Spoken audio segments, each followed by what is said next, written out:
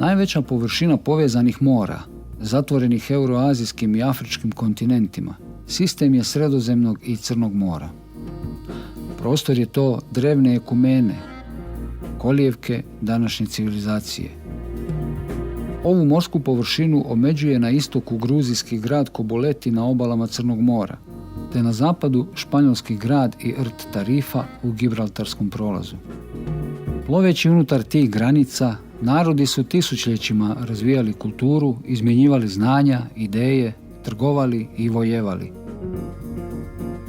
Razina mora i njome određena obalna crta uvjetuje odnose u kojima je zapadni zlatni rez među ovim granicama meridijan vječnoga grada Rima, temelja zapadne civilizacije, dok je njegov povijesni prethodnik, božica mudrosti Atena, smještena na meridijanu istočnog zlatnog reza ove velike i plodne vode.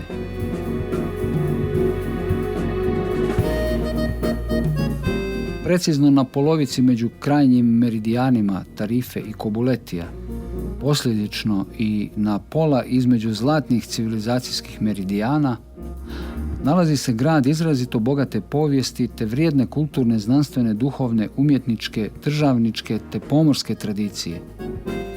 Danas na jugu Hrvatske, u Dalmaciji, na južnim rubovima prostora kojeg nastanjuju Hrvati, ujedno i južnim povijesnim rubovima Čakavice, smješten je Dubrovnik.